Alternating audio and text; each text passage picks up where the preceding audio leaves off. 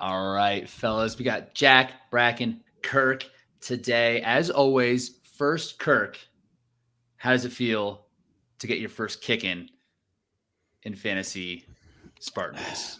I think we need an asterisk by our loss because it was the perfect storm of circumstances. I'm going to start making excuses right out of the gate. We made the best choices. I'm standing by it. We got the left jab we weren't expecting. Right, Bracken?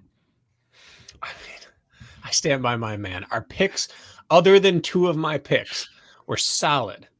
We had the first instance ever in the history of fantasy OCR where your top ranked of a gender doesn't finish the race.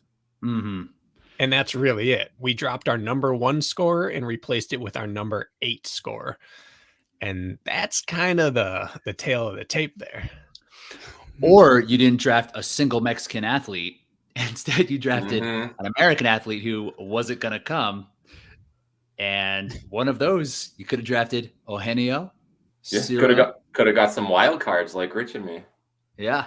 Our wild card worked out great. Was it a wild card waiver? No, wild card waivers. Listen, we deserve whatever you're about to pile on us with because we've been dishing it out for a few weeks, but we didn't do poorly. We just had our number 1 female not finish the race. That's all it came down to. I will back that up with some numbers later in this podcast. You guys got ripped off.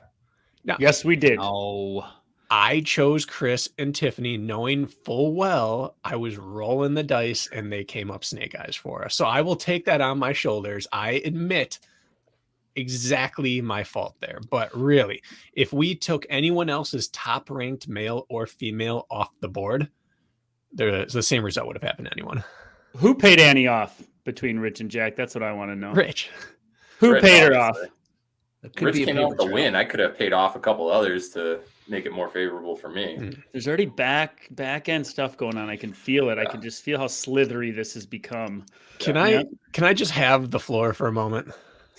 By all means. I have to apologize to Jack Bauer for 2 reasons. The first of all, I have never seen a more stat-based dominant performance of picking people that no one else had any insight on who to pick. Jack came through being the OCR guru that he is purported to be. It was impressive. So I feel like I have to get that out of the way. I just ran out of guys. Otherwise, I would have picked Eugenio and Ciro, who I wrote about in my prediction article that they could be leading for the first half of the race. So I was happy with that. Second thing, we've received a review, some messages, and this morning Lisa came up to me and said, if I didn't know you, I'd say you're a bit of an ass after listening to this. You guys are so mean to Jack. And I said, do you watch the video? Because we all have this grin on our face the whole time we're doing it. It's our thing. He's our friend. We go, she goes, no, I just listened to the audio. And if I didn't know you, you sound like an ass. So I guess I have to say that A, this is like shtick. We don't dislike Jack, but B, Jack, I'm sorry. Maybe it's not hitting the way we all and I intended it to. And if people aren't watching video, they're only hearing my derogatory language towards you. And so again, I apologize. Jack, a response? I think we've had plenty of back and forth. I definitely think once Kirk joined the crew, then it was 3 versus 1 instead of 2 versus 1 at times. And that's when it gets difficult. But no, I've got some thick skin, and trust me, I've dealt with a lot worse and bashed a bunch of my friends and stuff the same exact way. If it really offended me, I wouldn't have shown up. I'm maybe apologizing to the audience on your behalf. That's what I kind of figured. It wasn't really to me, but no, I regret nothing. Yeah. It's not everyone understands how fantasy sports work, which is 90% trash talk. That's literally the whole thing. Yeah. Yeah, it doesn't mean it's going to stop. It just is kind of like a disclaimer out there now. I want everyone to know I'm smiling while I do it. Yeah. Anytime somebody says, I apologize, that is the most disingenuous way to apologize. Toss it out. Well, because I'm not sorry works better. No, I'm not sorry. So apologize is that's like a fake. That's like I feel forced into this, but I don't really feel that way. It's like a press conference. It's a press conference apology. I'm sorry I have doubted your international picking ability. That's genuine. Audience, I apologize that you don't understand my intent with my trash talk. Yeah. No, my I regret girlfriend nothing. and my girlfriend sometimes will play like board games and stuff, and I just bring out the trash talk. She's like, "Why are you so mean about this?" And I'm like, "That's just what you do around guys." And I know she's not a guy, but some women handle trash talk better than others. Others are just like, "Don't do that. That's not how I interact with people." But I feel like the four of us, it's just kind of built into how we interact with each other. So, no offense taken. Correct. And because when I win in fantasy, I'm going to let you guys know. And that's just how it's going to be because it feels Rich, so you had good. a good weekend, and Kirk and Bracken did not. So it's time. Go ahead, take the throne. You're damn right. That's all. Let's just talk about the race now. So we'll go through that and then we'll talk about our picks later on. So we're not getting coverage. I don't believe the scramble. So Jack and I, we were together. We both ran Fort Carson, and basically when we finished the race, we ran right to our phones to try to check the results of like, it's like, do you want to cool down or should we check the results? Like, let's check the results first, and we'll cool down. Really hard to find the results. Bracken, I think you were also trying to do some work figuring out who finished where, and they were kind of a disaster on the site for a while. Yeah, correct? We learned that there's a reason I do the math instead of Bracken with all the different permutations back and forth. Granted, he had some bad data a few times, but Bracken's math skills are kind of lacking. Anybody who listens to our podcast knows that is a fact. Yeah. Whatever Bracken throws out in our chain is not valid when numbers are involved. I have no response. My math is terrible. However, my math was accurate based on the current results. So the only way to find results for this, you had to go to Spartan Mexico's website, and there was the live tracking. Yeah. And it changed at least 5 times. So every time I gave an update, the math was right, which is a rare thing for me. And I'm also saying that based on my double checking of my own math. So in my mind, my math was good, but I was given false data sets. There were times when it was showing Casey Monroe as 4th and Rose not finishing, which meant Rich got like 30 more points than he actually did, and then refreshed it, and suddenly Rose is back and forth, and now Rich beats us by 7. It was a chaos. But does panicking. Anybody know how that happens? Like on the timing front, like how a system can be so off? Is there any way to justify it or make logic out of that? Because I can't really figure it out. I think it's because they use kilometers down there. Oh, it's just That's the metric system. Down. Yeah. Of course. Okay. I'd imagine it's some sort of lag with the connection, right? Coming from the mat, just when Spartan's around. Spartan is Murphy's Law. That's probably it. And there are some things we're going to talk about when we get into the race that very much exemplifies that with this race in particular. And being abroad, I don't think helped a lot of the Canadian and US based racers. And in a big way, I think it did affect the results at the end. But there was a recap. ORM, Matt Davis kind of patched together the stories from Spartan, I believe. And they did an okay job of kind of telling what was happening throughout it. So I could just kind of watch that. So let's start on the women's end. Not a ton of surprises here necessarily, would you say? Like it looked like Chris was aggressive up front. One big surprise. Oh yeah. Yes. Which is Chris again. It shouldn't be surprising.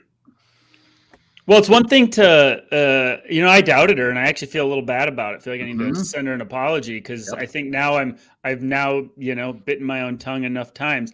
But to come off of 100-miler, and then as the race unfolded, leading the first 6 miles of the race, like going out aggressive following 100-miler almost makes it even more impressive. Like if it were me, what would you do? You'd go conservative and see what your legs gave you that day. And she's like, nah, I'm going to go grab this thing by the throat. It's just baller, man. Do you recall back a few episodes ago, we said she's answered the Hyrox questions. She answered the climbing question. The one thing that remains to be seen is her stacked up against the women of the sport on a runnable Spartan course. And she goes out and leads the first opportunity we had to watch that. So have all questions been answered now? That's other than when the Gravy Train runs out. Worlds as well. Yeah, in terms of runnability, the way that this course, I think, actually played out versus what we anticipated, I think the footing was pretty nasty. I think it was like pretty technical in terms Final of actual 4 miles was, according to Steve. It was very runnable the first half. Okay. And that's where she led. And that's where she led. I mean, there No, were no. bits. We saw bits where they entered the Going ravine through it. Yeah. and such, but she answered one of the biggest remaining question marks. And this is her best finish to date at a national series race after coming third in Big Bear and then coming second here, which is really stellar considering everything. But that's the thing. Like, you can't even take anything else that she's done into consideration when it comes to race day anymore. It's just like, she's going to be the top. Either she's going to win or she's going to get fourth, but like, she's not going to get 10th. Not anymore. You know, that was last year talking about her. And when we would talk about it last year, it was kind of like, have you seen what this girl's doing? This new girl who's on the scene, she's like doing 100-miler and then like doing a bunch of DECA stuff. And then she's coming out and she's like, we're not sure how she's going to perform at these Spartan races. Now we know. Now we know, like, she is here to stay no matter what the circumstances are surrounding her, like travel, rest, doesn't matter. She's just going to bring it. Does anybody have any insight on her 5 days between her 100-miler and this race? Anybody have any insight as what it looks like she's doing? Because we're going to have a conversation with her one of these days, I think. I bet she worked out. I bet she did too. She revisited the open workouts. Yeah, Just to to be stay. inclined. Yeah. You know, she messaged Kirk. I don't know if she messaged us or me after our episode came out, after Race Brain came out. And I said, you know, she talked about she almost DNF'd the 100. It's the first time we've seen that. That was kind of my reason for not encouraging us to pick her. And she messaged, she said, hey, I almost DNF'd. I considered quitting because I knew how ready for Mexico I was and I didn't want to ruin it.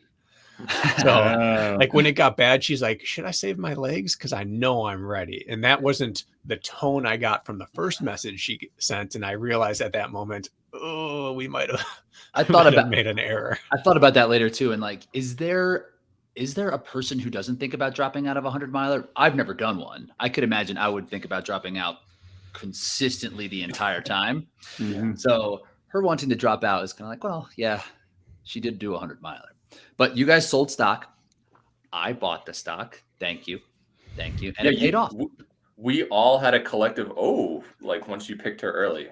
We were not expecting her to get drafted that early. I think I had her 6th heading into it, the 6th seed for women.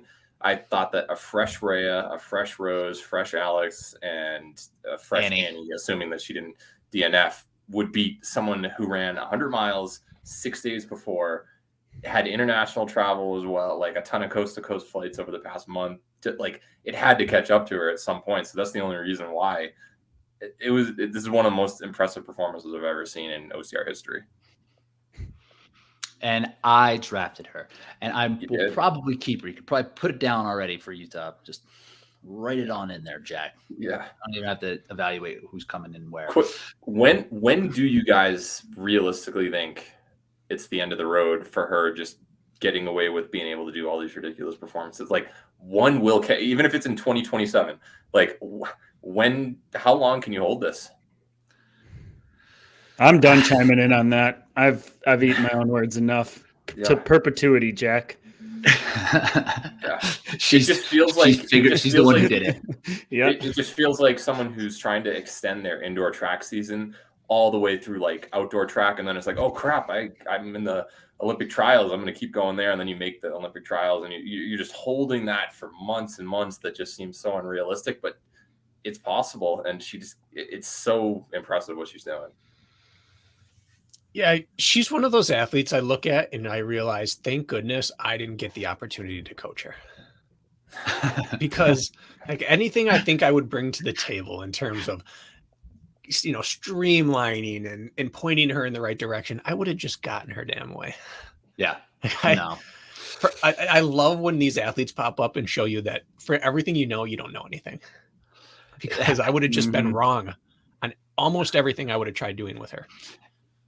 And just been like butting heads, be like, you have to do a little bit less. It's going to catch it. Just do a little bit less. And now here she is, world champion, 2 podium finishes. And even if like maybe her apex could be higher than where she is now, right? Mm-hmm. Like say she does rest and do all the traditional things, you know, maybe she is, maybe she is competing with Lindsay a little bit further into the race or something like that. Or we'll see her as a world champion in Spartan.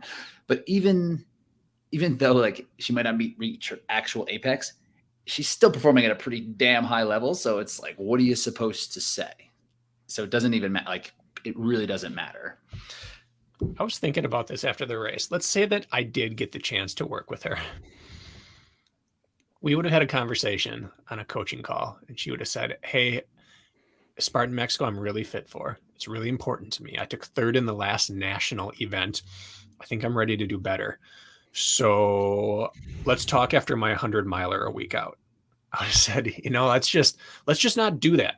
You've already done 500 milers this year. You have 2 more to do. Let's just skip this one, because there's no world in which you recover from around 20 to 24 hours of running in time to compete again 6 days later. Let's just not do that, because it's nonsensical. Like, no coach in the world would have encouraged what she did, as far as I know of. And she goes out and takes second. And like you said, what if she doesn't do it? I still think that she takes second. Yeah. 100%. She just hangs through mile 10 maybe. So in her world, she's living the best of both. She gets to do both and not really pay for it yet.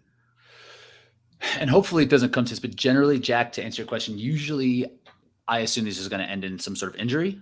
And because it doesn't seem to be like the wear and tear or just like the overtraining, like she seems to be able to handle and respond to things, but there might be like a broken bone coming. And even if it's like something like when Kempson smashed his finger during a race, like he was doing a lot of races, the racing wasn't hurting him, but he got hurt during a race. So it might be something like that, but I really hope that that's not the case. But a lot of times there's some sort of injury awaiting, and there's injuries waiting even if you do all the traditional stuff anyway. And not that she's young, but then she's also like young as far as a runner goes. Like she's in about the best situation you can be, being younger in age and then even having younger running legs. Like we all started in high school. She started post. Like she's like 3 years into running. So she's got a lot of wear and tear that body can still handle, right? Before it starts breaking down like old man Cracker over there. Yeah.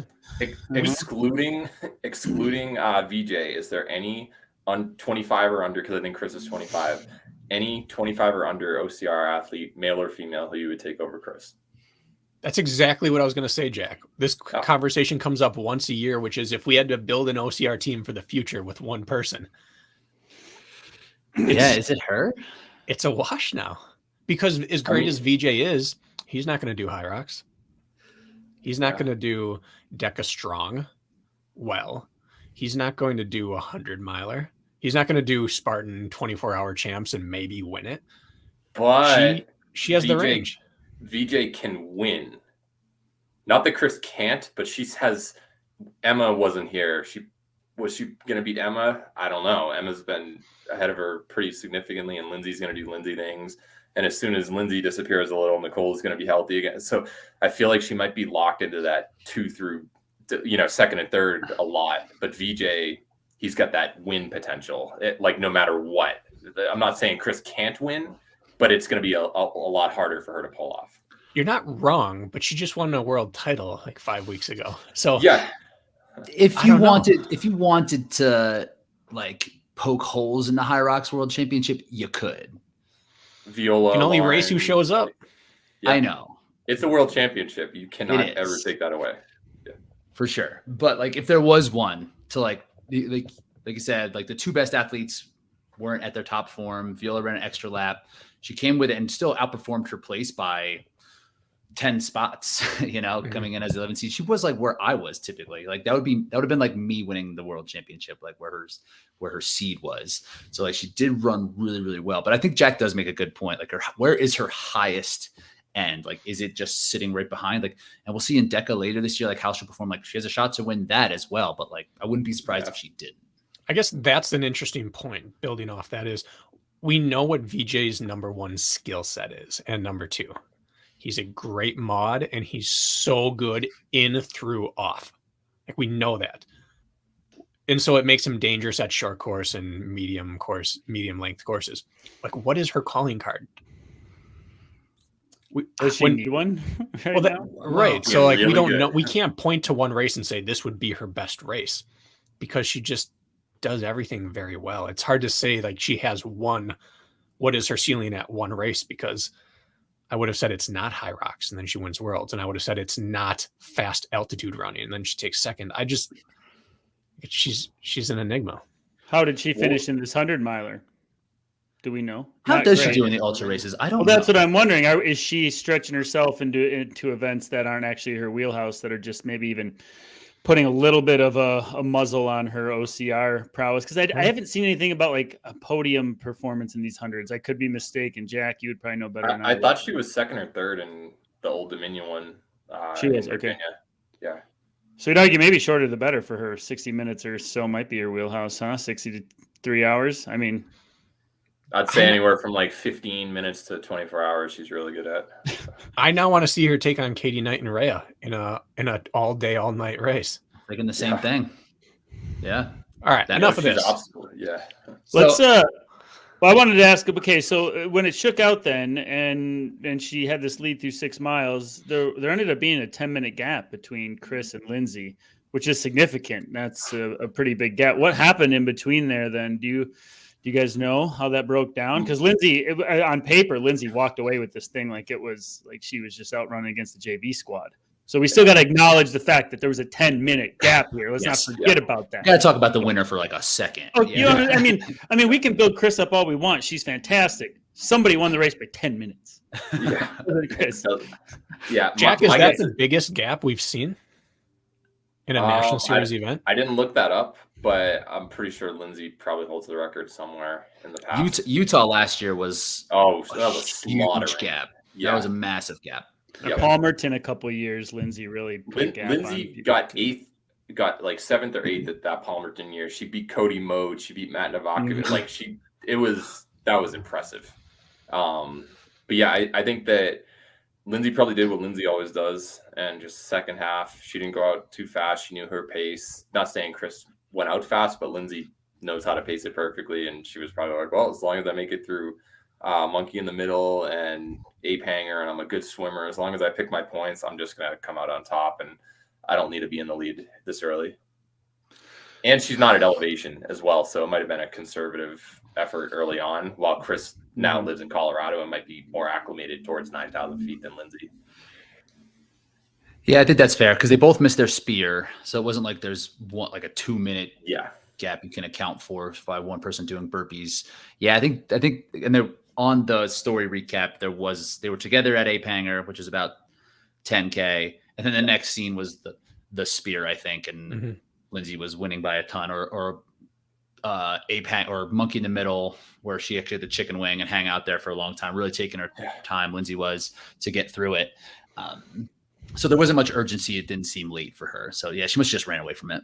And Steve Hammond told me that you had these steep rolling hills just over and over. You had about 2,300 feet of elevation gain, but you didn't have like a massive climb. And I think that after that 10K mark or so, that was where the rolling hills really started. And we know how good and dangerous Lindsay is on there. So she could have gained 10 seconds a hill, do that 10 times, and suddenly you've got a couple minutes. And I think that that's probably some of it. And then unanswered question, which was, what happened on the balance beam? Because that balance beam, I've done that one, and that's a legitimately difficult obstacle. You have to run up about a 45-degree board and then cross flat and then come down the other side. You had to step up also. Yeah, and I didn't see any coverage on that.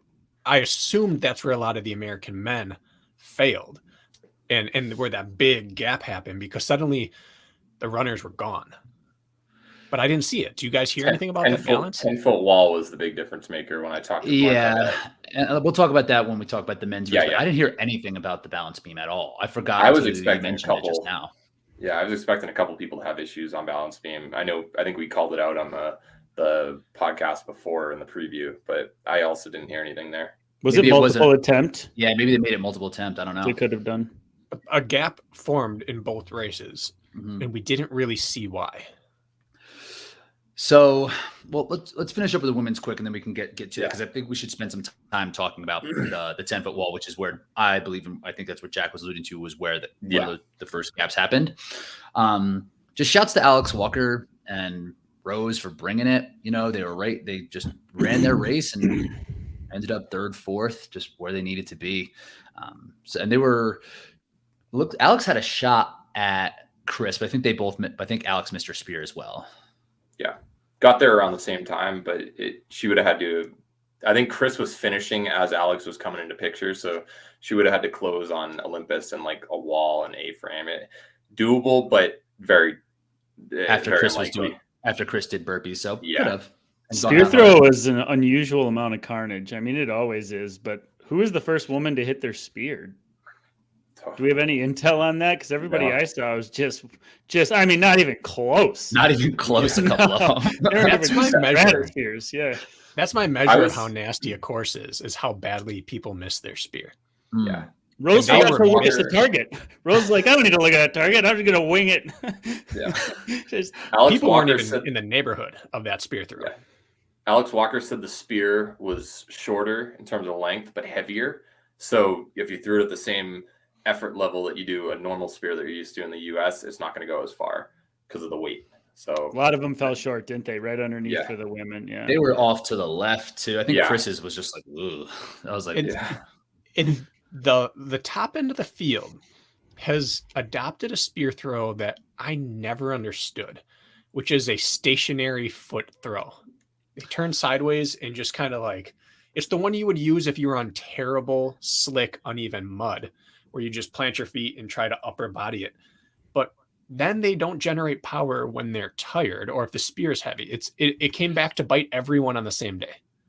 So I have like the way I rationalize using that method over, say, like starting with shoulders square and then stepping and throwing is the way you would approach like a foul shot, right? The least amount of motion possible, the better, right? In your foul shot routine, it's like as much as the most you can make it repeatable, the better. And for a lot of these athletes who might not have any experience with like throwing or any type of like ball sport, the least amount of motion they can just start and then throw, the less they can kind of screw it up. But a foul shot's more of a flick. You're throwing it.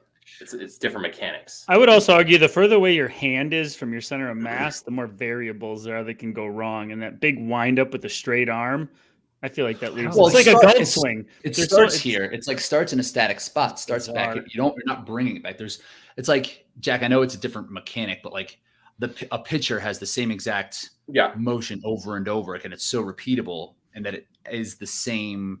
They know it's going to be the same. For the spear throw, like just based on how tired people are, it's like there's more going on, and then it's like crossbody stuff. I'm okay with that. Isn't going on monkey bars or doing any obstacle the same? Like, when you're tired, you still have to get your aren't body accuracy in the right position. Not really accuracy.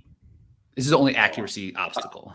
What I think is they all should go back to the Chad Trammell approach. Bracken could probably explain the Chad Trammell spear throw, but I see that working out well for the ladies. You want to describe the Chad Trammell spear throw approach for us, Bracken? Yeah, he just does a two-hander, and he adds the boost. He just lobs it off his hand. It works, and he nailed it every time. I don't remember seeing him miss one in playing pool. Just like, Rich, I agree that you have to have your. This is my bulletproof throw. This is the one I use when life's good. But that backup throw, when you're really tired, having a way to generate force failed a lot of these people at the top end. Not Ryan. Ryan did just fine. I've seen a lot of people questioning. I watched the recaps today, and there were a lot of comments saying, I'm questioning whether it was his throw or the target. Oh, come on. Dude. No. Ryan did everything fine. Leave Ryan alone. Yeah. There are a lot of times where there are race tactics or rules that maybe he bends or fudges. This was not one of those. No. In fact, if I were him, I would have skipped the penalty and run under protest. Yeah. Which hard to make that decision in the moment, though. I mean, if it's between second and, well, he would have been DQ'd. So potentially 9th and 10th, and it's only $100 maybe, but you're allowed to run under protest, and then you can have a judgment call being made. And there's nothing in the rule book that says if the obstacle fails you fail. Is there precedent for that happening? I don't think it's ever. We've never seen an obstacle break on a top 10 person. Right. Not in Spartan race. In other races, yes, but not in this race. A rung from ape hanger just fell, like just broke off. Right. Like, would they say burpees? Hey, Spartan way. I don't know. You should know. You should be ready for anything. He deserved better. Yeah. Let's finish up the women before we go to the Ryan thing. I just had one more thing to add on the spear throw. I don't understand. I know the Chad Trammell push technique. I don't understand why more people don't do it underhand. I went to Black Forest OCR to practice that just before Carson raced. I got like 20 in a row underhand. It's so easy. It comes in at the perfect trajectory. You don't need any power whatsoever. And it's kind of instead of like a push where you might accidentally push it down, it goes up because your underhand has that nice arc. I don't understand why more people don't do that. What'd you do in your race? Oh, I throw it overhand. I was just testing it to see. Did you make it? Yeah. I didn't have any burpees. Finally made it. So I want to talk about maybe at the end of the episode, like having some, because this is now, it's not necessarily a conversation that I love having with the spear, but I think it's an interesting conversation. Like, what do we do about it? You know, like, is it fine? And this is and now when we get into the men's race, we'll talk about like how now there's a little bit of inconsistency. And you mentioned how some of the women were saying like it's a little bit heavier. The target was a bit shorter. Like, what do we do about this thing? But I don't want to get tied up too much about it before we talk about the men's race. But let's talk about Annie quick, because she did drop out. She's had some like reoccurring ankle type of injury that has just been one of those injuries where you can just kind of train and race through, and it was just like too much on this day. And none of us knew about this, but you. I was aware of it. Hey, I would have drafted her. I definitely would have drafted her. I didn't. I picked her second, though. This isn't me knowing Mexican athletes. That's you knowing an injury. That's a little different. I picked her second in the Jack Bauer Yancey Camp contest. ORM. Yeah, plausible deniability. That's a great alibi. It's true. But she said she was more worried about her ankle in Big Bear than she was in Mexico. And it was just like she didn't see it coming. And she just like landed on it hard, and then she started going backwards. She made it almost until 10 miles, but then was just like, she was back in like 8th, 9th, 10th at that point, and she just decided to call it because she was like hobbling through it all. So she created big shoes for herself to follow last year, didn't she? And it's kind of that sophomore slump. She's having a few tough luck, you know. It's kind of, I mean, hopefully it's something she works through, but that's always a tough position to be in, isn't it? Like she had such a break. She was the hot topic of conversation last year, and then now she's dealing with some of these injury things. I don't like seeing it. I don't like it, but it's tough. It's a tough position to be in for her. Yeah. And I mean, as athletes, we've all had injuries, all of us sitting here, and to the point of like how to kind of get through it and what's going to be an appropriate amount of pain to work through, because so like most OCR athletes, she's really tough, so she can just deal with stuff. And it just got to the point where it wasn't bearable, which is unfortunate for her and also for you, the team KB, the KB Lounge. KB Lounge? Corral, yeah. Thank God we didn't go with that. What is her prognosis now after this race? Is she like, oh, I can get back to running this week, or is she going to take some TLC on this baby? What's going on with it? You would know better than anybody. It's like day by day kind of thing. Those are the worst. Those are the worst ones. That's how it's been for months, and she's been fine. And now it's all of a sudden like, it's day by day. Like one day it's good, one day it's not. Yeah, those are the worst ones. Yeah, they are. So thoughts to Annie. Last thing on the women's side. Do you want to go over the plus minus that I ran to see who kind of got overpicked, got underpicked? Yes. Yeah. Okay. That's my favorite stat, actually, that you provide. Really? Okay, it is. I like that one. Yeah.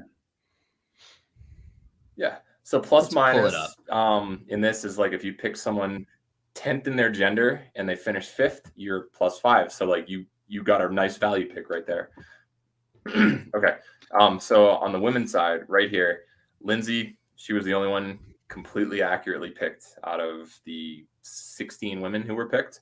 Good job, me. Good. Who did better than expected? I had the best. Oh, actually, Kirk and Bracken were both tied. So Bertha picking her up as the wild card. We both got +6. I got Claudia Pavia. So a couple value picks right there. The other Kirk and I put a lot of thought into Bertha. I want you to know a lot of research. We dove deep into the numbers, los números. And our Emmanuel pick. Very scientific. You just wanted to say his name. That's the main reason. And it turned out a really good decision. So no, I got a friend at the gym. His name is Emmanuel, and I based it solely on that I like him. So I figured I like this other guy. That's it. That he should run well. Last name Camacho. Camacho's a cool last name. Yep. Yeah. But yeah, so for the most part, we were actually within like 2 spots on 2/3 of the picks. So I think we seeded most people pretty well. It was mainly the athletes from Mexico who overperformed our expectations or I just kind of assumed a couple of them you just wouldn't know who they are, so I waited a little longer. But like Rose, she was -1. We picked her third, or Richie picked her third. She finished fourth. Big deal. That's still appropriate to pick her. There really weren't that, like Isabel Zamora Zarate. You picked her 10th, Rich, and she finished 17th. That was the only like really big drop off. Otherwise, we were pretty much in line. Annie. So. Yeah. Well, Annie, Or DNF. Negative that hurts. infinity So Yeah. things. the obvious takeaway, other than that we're getting better at this, is that look at the numbers. Jack appears in the plus column on 4. Kirk and I appear in the plus column on 4. Rich appears in the plus column on 1 and wins the entire thing. Oh, I'm are the you winner. talking about this right here, Bracken, where Rich got a -19 in wins and you guys got a +15? I got a 0, which, like, how did you lose? This Look is at the where DNF stats fail DNS column. No, just look at Yeah. the DNF DNS column. 2. We're the only one with anybody in that column. But even look Jack and Rich there. Yeah. I looked like I probably should have done better than Rich right there, but So one Yeah. thing What with that this, Jack, says is we got so lucky with our chance picks at the end that this should have been an absolute blowout. And thank God that we just closed our eyes and threw darts. And we got somewhat lucky where on paper it looks close, but we should have been absolutely annihilated is what should have happened. That's how it really plays out. so this only tells half the story though. This plus minus Jack, because it's gender specific. Where no, this is both men and women. I was showing you the women's results so far, but this is like for all of them on the left now. I unhit it at this point. okay, Yeah, so if we're including the men, I was waiting until we were at that transition point for talking about the guys, just so we can mention who did well there and then kind of fill in the race. But like the men right here are 2 wild cards weighted, and that's where we get a lot of our picks. So Rich, you got a +13 on Eugenio, who ended up 3rd, and you still ended up with -19 for your total score. So if you didn't pick him up, you would have been like -30 something and still won. It's crazy. so this takes into account where they were drafted versus the women's field, or just No, like how they finished gender, in men's. gender number like 0. That's- He was That's the best value pick. He finished truly in 2nd place, but he was the 17th guy picked. So you do, but really 17 he minus was, 2. but really he was like the 28th person picked, which should matter when it comes to the draft. It shouldn't just be gender to gender. Well, you score points based on your place in your gender. No, you It'll don't. be You the score same points ratio. overall. Yeah, I mean it's the same ratio. There, I don't think that it really makes Either a difference. he's either second out of 2 out of 17 or 4 out of 34. Yeah, Yeah, two HCV, 2 out of 34. no, because Well, then because he would Lindsay score got a 2 1 points. and Chris got a 1 or got a 2 also. So yeah, you have to do it based on gender. I don't think so. Because technically 2 people beat him. If you Yeah. count women, because there were 2 first placers, and then maybe the other woman second did or didn't. So the ratio is going to be the same. Yeah, it Bracken's right on that. And that's math. I'll have Rich, to you think about that. you still won. So I did still win, but that's why Yeah. these numbers don't make any sense because I don't know. Yeah, the stats failed us. Stats Yeah. failed us. But it's the same thing. Like Bracken and Kirk, you guys got 7 better than expected, only 2 worse, and you get dead last. So it's shocking. On the negatives, didn't turn out too well with me and Angel. I expected him to do better. And then Rich, you had a -12, -11 for a couple.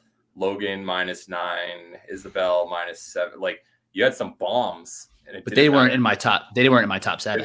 If we did top 10 scoring, this would have been a different week. I think But Bracken we- and Kirk would have just destroyed us.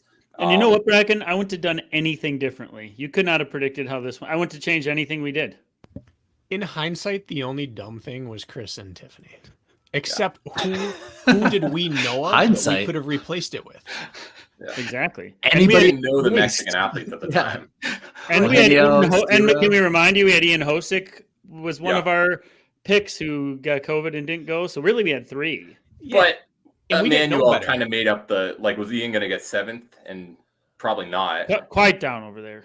My point Yeah. is that if we don't take one of those 2, we were going to guess on someone because we didn't have someone else that we thought, well, in hindsight, we could have chosen a Mexican athlete that did well, but we didn't know who was going.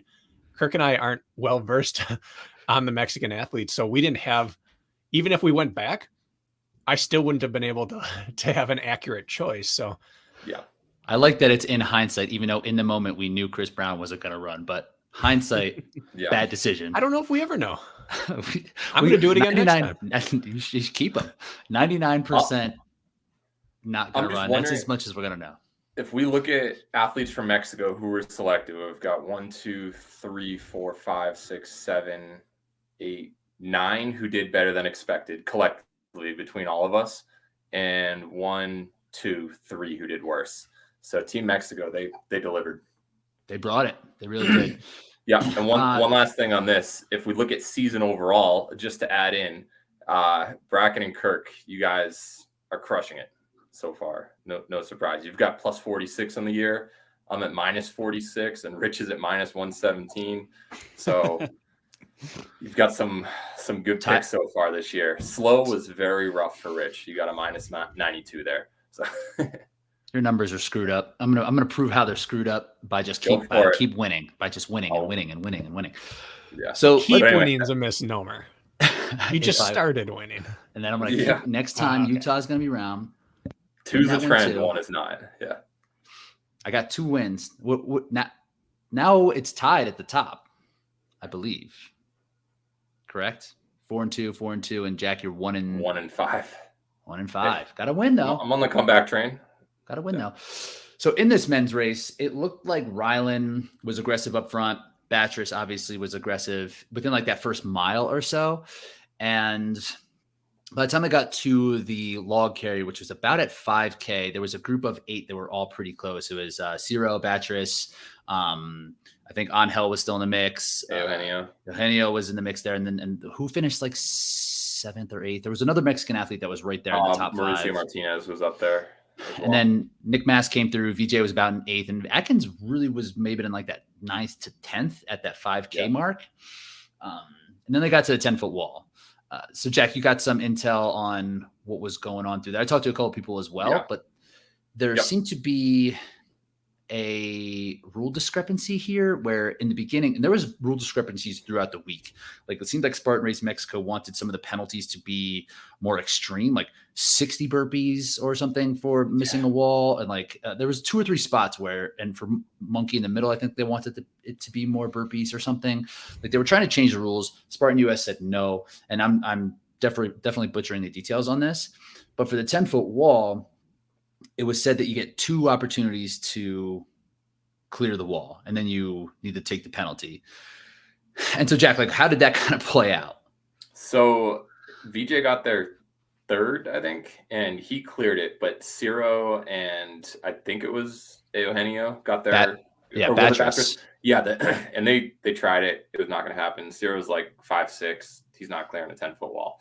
And I think Batris struggled. They were both kind of looking around like, what do we do? I'm not sure what to do here. Like, is it multiple attempts? Is it a penalty loop? Is it burpees? And they were just kind of standing there. Then VJ just runs up, makes it over. And just like you mentioned, Steve Hammond, we talked before this call. He said that they explained the rules in English and in Spanish on the start line so that there was no language barrier. Like everybody should have heard the rules, but it may not have been fully, the rules might not have been told to the volunteer who was staffed there or stationed there.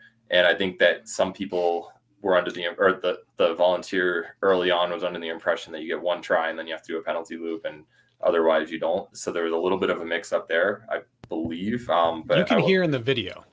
Yeah, Batris I heard comes uno for some people. Batris comes up and Ciro come up, and they both miss. And you hear someone start yelling, and Steve's right there on the camera, and he says, "No, multiple attempts." Mm-hmm. And they both come back and try again before VJ gets there.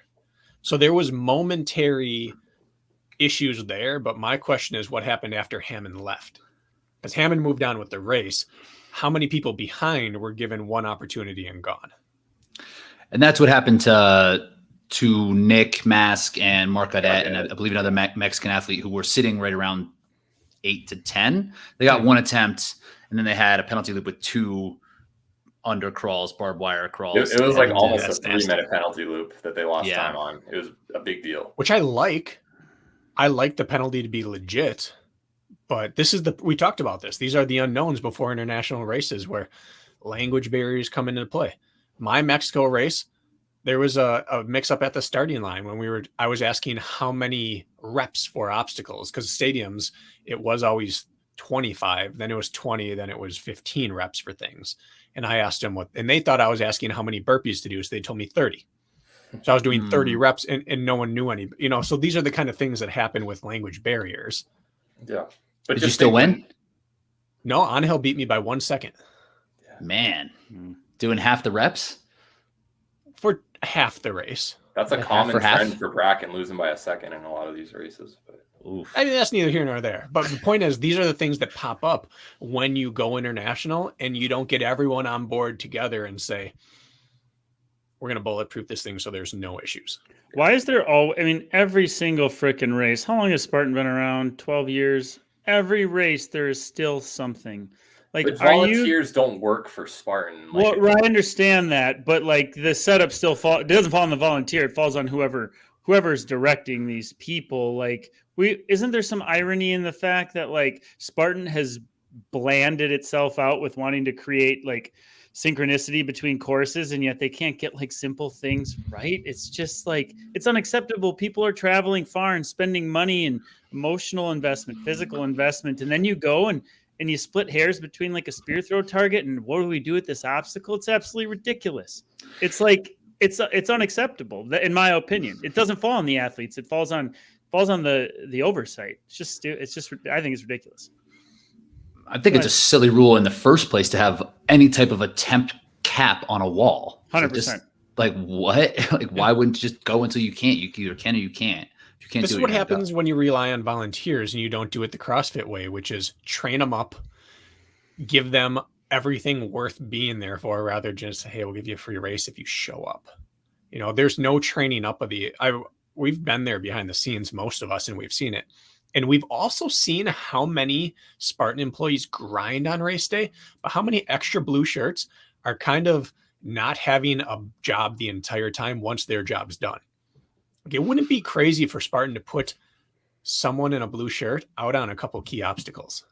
They should bring like pro team members out there who aren't racing, just fly them out there. Cause I think that's what happens with CrossFit. Like at the regional events that I've been watching, these aren't paid. They're not paid. They're just diehard CrossFit fans. So they understand the sport. A lot of these people who are sitting and being volunteers and judges at Spartan are just like open waivers that are just hoping for free races, like you said. So there's no investment. Which I get, but you always blame the boss, right? Like you don't. Oh yeah. Like it always falls on the boss's shoulder, and the boss is the people who are actually getting paid by Spartan to direct these things. And if you weren't paying, and I know a lot of us pros race for free, but if you weren't paying $250 just to toe the start line, and then there wasn't thousands of dollars on the line, sure, this stuff could happen. Fine, if we're not dealing with money, but like. We're dealing with money here. And then that's actually like immoral. And I'll go down that road if I need to, but it actually is for there to be confusion in that regard. What happened at Ryan Atkins is like immoral. It's not just, and there's no system to correct that. And that's tough. And the wall is an example of that. That's all. Yes. 10 years ago at a race, there were 4 points where people got off course at a Midwest race. And I went up and I talked to the race director afterwards. And I said, hey, the next time we have a Midwest race, I'm happy to come up and pre-run the course for you, because you have to run it in a fatigue state so that you understand what it's like to come bombing down a hill and not know which way to go. When you walk the course, you can see it's easy. And the response was, do you know how much it would cost in tape to mark the entire course? And I said, that's a terrible argument. If you can't afford to do it, you can't put on the event. And that's my same rationale now 10 years later for, do you know how much it would cost to pay people to work these things? It's like, well, then you can't have that obstacle on the course. If you can't control the obstacle, you can't have it on there. And it would not cost that much. It would not. You could even have a giant whiteboard there. You just write down unlimited attempts or 2 attempts. And the volunteer looks at it and says, oh, you get 2 tries. Like, it is not rocket science. You could ask this group or any panel of OCR people and say, pick out on the course the obstacles we're going to run into problems on. And we'd look at it and be like, oh, we've never seen a 10-foot wall. Is that mandatory or no? And you go, well, we're not sure. We'd say, put someone from Spartan there. Spear throw, you always have someone from Spartan there. Rig, you always have someone from Spartan there. The things, balance beam, this is new to us. Put someone from Spartan there. It'd be really easy to just bulletproof these courses, and they don't. Rich, I've got a question for you. Since Mark Gaudet, he said that he kind of did a recap with all you guys in Torque. Did he mention that he thought they were actually really serious about rules, except on a couple, which happened to be the 10-foot wall right there? Like they had people with the Robert Coble outfit out there with Spartan official hats that they actually seemed really, really intent, like paying attention a lot on most of the course for the volunteers who are out there. So it is kind of a bummer that happened on the 10-foot wall right there. But Mark said he was actually impressed with how attentive most of the people were. Oh, nice. Now, he didn't mention necessarily that Okay. when we were all talking, but it's good to hear that at least there was some of that out there. Yeah. But it's still not 100% coverage. That's not a compliment to say at a North American championship event, we did mostly a decent job. Yeah. Refereeing. Elite series. It should be 100%. That's what I'm saying. But he did notice that they cared more than at a typical U.S. event. That was the main takeaway I was trying to get there. Speaking of walls, to lighten it up a little bit, Bracken, the over, under, and through failure club is now a part of 2 instead of 1. Ryland. You wonder where Ryland went after being up front. Ryland decided to go over everything and had to go back and redo the obstacle correctly. They let him redo. They did let him. He didn't negotiate burpees like you did, which is still acinine. Well, they tried giving me 30 burpees. Right. So speaking of walls and conundrum, Ryland being green, decided to go over all of them and had to go back, and then he lost his. He looked spry. He did. He was looking athletic. Over. Boom, boom, boom.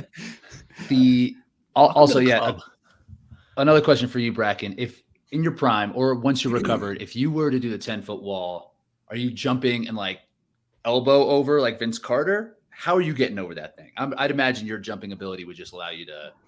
You don't use it.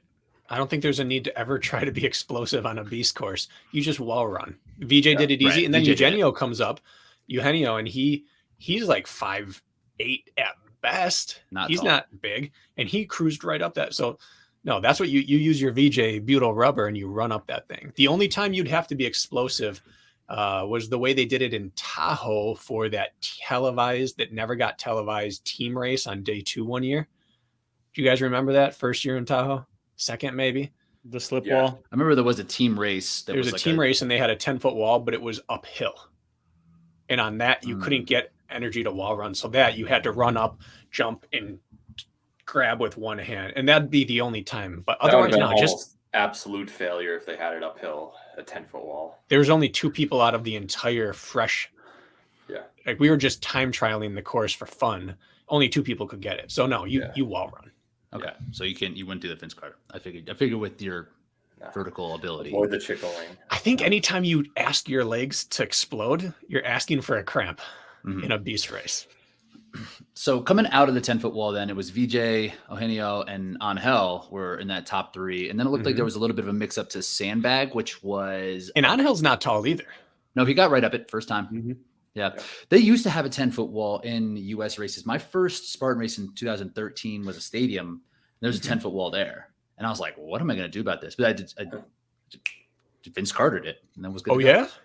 Yeah. No, I ran up it. And then at the Sandbag, Eugenio had the lead at this point, and then Ciro was right behind, and VJ, I think, was the 3rd by the Sandbag. Did he just get outrun to that point? Do we have details on that? That's what I want to know. They're fast. I assume. I'm guessing. And not to generalize body type, because we don't do that these days, but like, not Ciro, but like Eugenio, like kind of, he reminded me like of a compact Isaiah Vidal look a little bit. Like that guy can run for his build, man. I was like, man, he must be moving, because we all know how fast Atkins is, VJ is, Botras is. They weren't even in sight. Mind-blowing how fast those guys can run. I don't know his background, so maybe Jack can fill us in here, but he reminds me of, I'm blanking on his name, Ansar, whoever from DECA, who was a sub-4 miler. Anas. Zuhuri. Sub-4 miler who got into some weightlifting. That is what he reminds me of, because he is a brick house, but that boy can move. Yeah. Impressive. And it might be one of those things when you see him in person, you're like, oh, actually, you're pretty small. Like, he wasn't tall, which always allows you to look bigger than you are. Look at the podium picture. VJ is what, 6'2", and like he's a monster compared to him.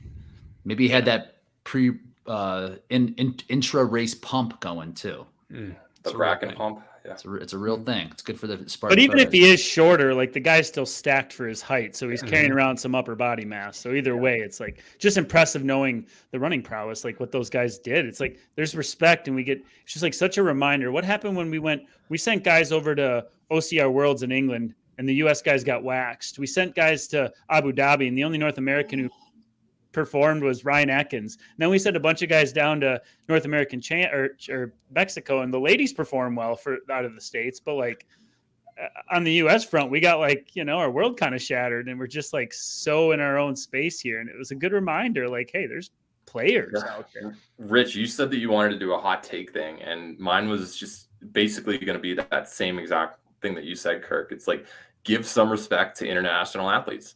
US and Canada is not, and outside of John Albin, that's the only person that anybody thinks of. Like, they had European championships this past weekend.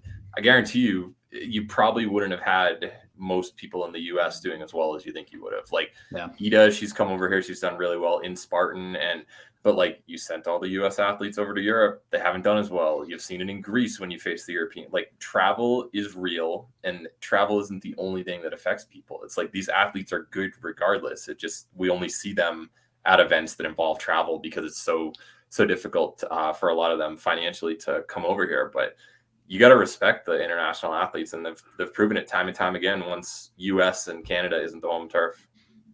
Mm-hmm. My hot take was very similar on that, Jack. I was like, who's even good? Because we see this, no matter what gets mixed up, how do we know who's even good at this now? Like, should it just be like Abu Dhabi every time? Just make everybody go out into the desert, not sleep for a full night, and then go race, and that's how you figure out who's actually good? Because it is really mixed up, especially on the men's side, we'll say. Because the women's side, it seems to be a little bit more consistent, but this travel really does. Could you imagine going into this race and you're like, Angel was the 7th best athlete from Mexico on the men's side? You would have been like, oh, he probably finished 50th. He was 14th. Yeah, right. And we know how good Angel is. And Eugenio, he's been 20 seconds behind VJ in a race in Acapulco a couple of years ago. Like, he's been close. That's the only time I've really seen him go head to head. But we know how good Atkins is. We know how good Woods and the rest of Batris, Gaudet. We know how good these athletes are. And for them to be minutes ahead of them, I don't care if it's home turf. Like, fitness is fitness still at that point. I didn't hear any reports about food poisoning or bad sleep or anything like that. Like, you showed up on race day and just got outworked. And I think it's time we put a little respect on Angel then, because he was the man from Mexico. And then I started seeing him miss podiums or take seconds and thirds. And I'm thinking, is he just not in it anymore? And then we realized why, is because there's a bunch of monsters he's racing. He's still good. He was in second place deep into the race, deep-ish into the race. Yeah. He's good. They're legitimate guys. But what your two hot takes bring to mind for me is that OCR is just a blanket statement that does not apply uniform to the sport.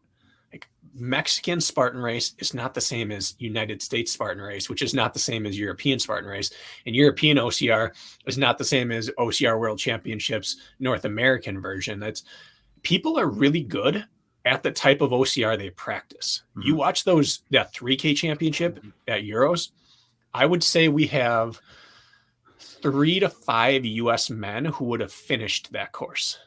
VJ, Ryan, Kempson, and Logan. Aaron. Yeah, Logan. It's small. I agree. Others could have, but not while racing all out. Yeah. And then you look at the Mexico race and you think, if you bring all those guys here to Jacksonville or Palmerton, is the result the same? Probably not. Maybe, but we just race differently because we not grow up, but we grow up doing it's almost a different sport. Like, that European OCR is almost a different sport from North American OCR.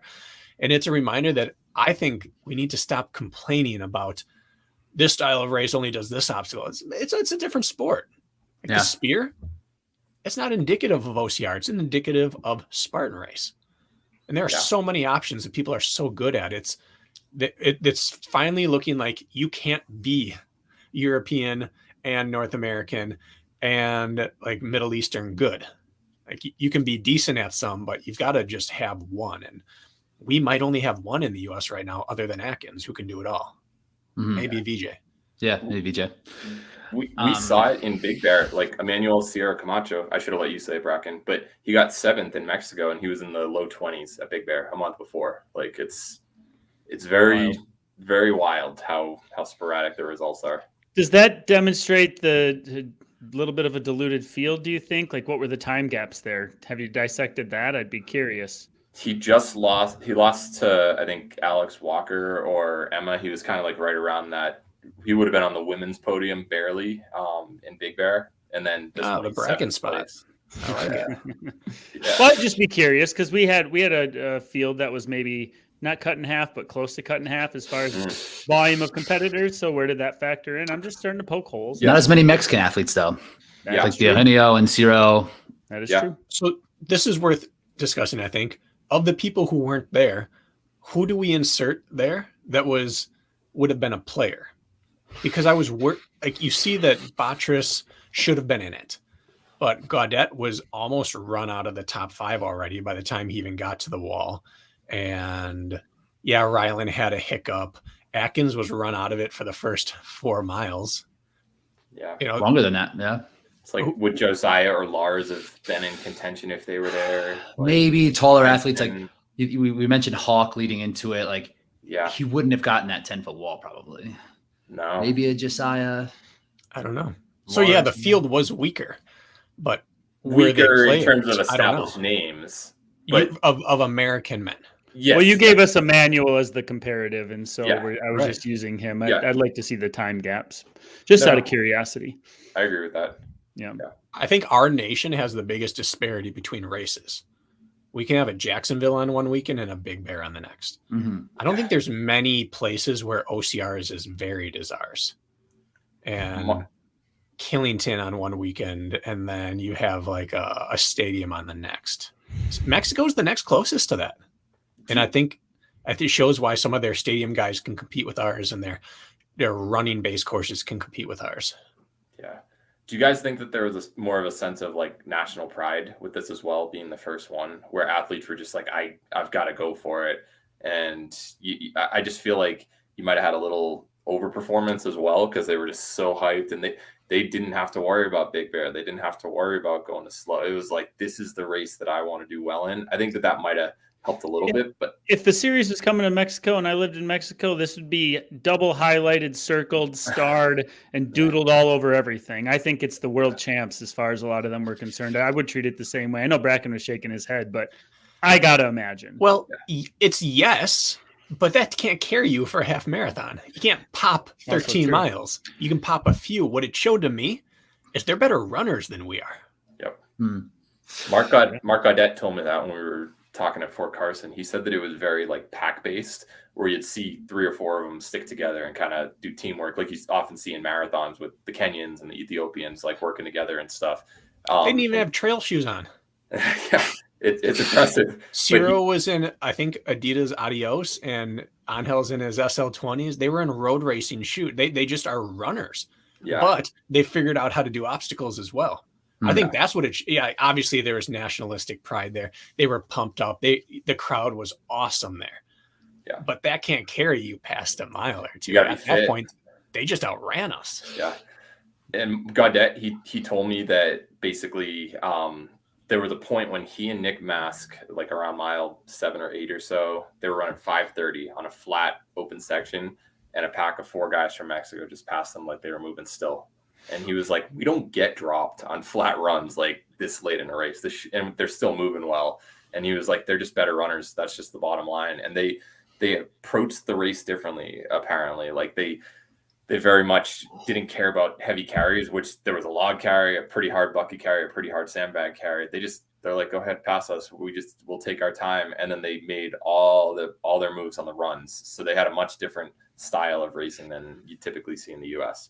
It reminded me watching it of Kenyan steeplechasers, where they're like, we'll chop our feet going in, we'll jump 2-footed out to the side, and then we're going to run 4 flat pace in between obstacles because Can't run with them between. take back whatever you want. We're going to outrun you. And sometimes it works, sometimes it doesn't, but they turned their legs over like runners, whereas our guys looked like trail runners. There's a difference in cadence and approach to that, and that was eye-opening. So if your running did the talking in this race, then it has to bring to light the mod conversation with VJ Jones, because his running shouldn't have held a candle in a race where your running does the talking. The longer the race, the more you're running and your legs do the talking, right? And I think that played out the way we're discussing. So what is it about VJ then, guys? Is it that mod? Do we need to put a number on this? What is it? I mean, the swim helped, the wall helped. Yeah, kids mod is nice. What do you think? It is 90, 93? Yeah. I also 97. think 97? that he just doesn't make mistakes. It's part of Ever. mod. Yeah. If you watch transitions, VJ just did his normal, go into an obstacle, speed out of it. A lot of the athletes from Mexico who were ahead of him for various points did walk the last 10 seconds heading into monkey bars, or they'd lose time there. And I think that VJ just did what VJ always does and shave time. And I think that's how Atkins kind of made his way back to the pack once the obstacles got a little harder. There was a clip where Eugenio, I think it was on Monkey Twister Monkey, he was on the step for like 20 seconds, just catching his breath with one arm up there, just Stretched waiting. out. And then you saw Ciro coming in the background walking for like You don't 20 see that meters. in U.S. style racing. Well, Don't you always see that stuff and just feel like a chump? You're like, this guy's walking into this obstacle and he's beating guys that I've never beaten before, which tells me like, this guy looks pathetic walking up and he's in second place in a U.S. or in a big series race. Like, don't you ever get that weird, like outside looking in point of view? You're like, if I didn't know this sport and I was just watching this guy walk up to monkey bars, I'd be like, this sport's a damn joke. Yeah, that's why it sucks to watch OCR. Damn joke. But that might also be part of the phenomenon that Jack was alluding to of how much this race probably meant to them, because this is definitely bigger money than any race that they would have seen. And the nationalistic pride type of aspect, they were just dead by that point. I think that they just laid it all out, and that's how Atkins kind of came back, because I don't think that they would have chosen to do Twister that way. I think that they were forced to do that because it just got in over their head and like, hey, we're going to put ourselves in where we need to be. And maybe they had that idea of like, let's suck these non-altitude runners out over their heads and just see if we can get away from them because it's going to be so uncomfortable. And then they were just out of juice. Yeah, it looked like it. And I I think it really did. And I think a term Bracken uses, just like, took care of business. Back when you were coaching me, Bracken, I had a couple good performances. It's not like I did anything special. I just went out there and took care of business, like my first top 5 in a national series race. And that was what you saw with VJ. VJ went out there and took care of business. He got the wall and he made it, and he swam better. It seems like the Mexicans aren't very good at swimming, like if history repeats itself, not to generalize, but we haven't seen great performances out of the Mexicans when swimming. Mexican racers. The Mexican racers. The Mexican racers always, like in history, like they must not see it very often or something because they're not prepared. That's true. I broke down the swim for Tahoe and West Virginia whenever we had stats. Angel was like literally the worst swimmer in the entire field by minutes. And I don't know what it is, but meters. It's like barely a swim. But it's by minutes. Yeah. The obstacles in which, the teeter-totter was rocking on, it's like VJ just took care of business on both of those. And that's what made the difference. I don't think he ran that much faster. I don't think his transitions made up for all that time. He just took care of business. I think these aren't hot takes, but 2 things. The first is that if there's no swim, Mexico goes 1-2 in my mind. I agree. And VJ takes 3rd or 4th. However, I think if there's no 10-foot wall, Mark Batres might win the race. Maybe. Like his race was impacted more than anyone else's that I saw because he was moving up and away from people. The same way that Ciro and Eugenio kept doing that to VJ. He did that to them at times. But Mark is running at another level from the rest of the U.S. guys right now. And we talk about Nick being the fastest. Mark might be our fastest trail runner. Yeah. Which is on non-technical descents. Non-descents. Yeah. Yeah, but I guess trails. Yeah. Trails, not mountains. He was just flat out looking good there. So VJ needed a swim and Mark needed a wall, and they went in different directions because of it. But without those things, Mexico might have come close to sweeping the podium. A couple weeks before this race, Batres runs a 15:26, VJ runs a 16:04 for 5K. What kind of shape do you think the top athletes from Mexico are in? Not much faster, I don't think. Really? Well, if Ciro ran 2:20, That was a while ago. And Rich, Decade ago. remember the 112 half marathon we were talking about at Blistering 112. 2 blistering years ago. 112? It paid off. I bet they're 1540s. Really? I bet I you're think quicker. faster. No way. Like we were so shocked about how Batris and VJ ran, and now we're saying Batris is the fastest. These guy are in the guys field. showing up in road flats. These guys are doing road work. No, There had to have been. I bet 1540. there are at least 3 guys in Mexico who are sub 15 right now. What did your boy Nick say? A pack of their B squad rolled past him when he's running 5:30 pace on the Mod. trail. Mod is nice. Put him Maybe on the the M in 5K. mod Nice. stands for Mexico. If they're running 5:15 under duress, well, I don't know. I think I've raced some of these guys down in Mexico. They're fast. They get a lot of guys from their junior or from their Olympic development program who come over and run. When I ran the stadium, they had 3 guys. They had a 1,500 meter guy and 2 steeplechasers who were in their junior Olympic development program. And they just came over and were doing OCR because it's another form of getting better at running tired. So these guys have running chops. Yeah, there's some guy, Luis Gomez, like back in the day, and he was like world junior triathlon champ, like super fast in the roads. And yeah, he took down Hunter like it was nothing. He took down a bunch of guys, but they've got a good development program. Whatever line you guys would set for the 5K, I'm taking the over. So 18 minutes. that's all I'm saying. Don't you think, though, you can look at someone's stride and say they're legitimately fast? You look at VJs and you see he's a mod runner. You look at Ciro and you think that guy could tear up the road. We'll have to do some digging, Jack. See what their most recent results are. I bet it's 16:10. Oh, back my sources. No way, Rich. No That's way. disrespectful Way. to Nick and Gaudet and Batras that 16:10 guys are taking it to him on the trails. Adding chips. Don't So disrespect. you think that they have like perfect mods and they're just like, is that what you think, that they might even be better mod runners? 95? 95. But you were Mod? saying VJ might be a 92. Kirk said 97. I agree with Kirk. All right, Kirk, I'm going to 97. give you some credit. Rylan looks nasty fast. Yeah. I don't care what happened to his race. You can't fake what he did for like the first mile or two. And you called it early on. This kid is a better runner than people give him credit for. It just happened to be that his breakout race was at altitude in the mountains. You said this kid can run.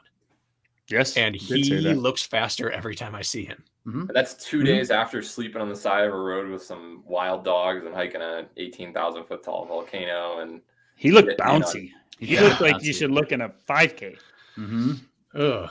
Be good. His race does nothing for the average watcher to say, oh, look what he did. To me, I look at it and say that was the most impressive bad race I've watched because he just looks like someone who's taken the next step again in his running. yeah, I think Utah is going to be really good for him.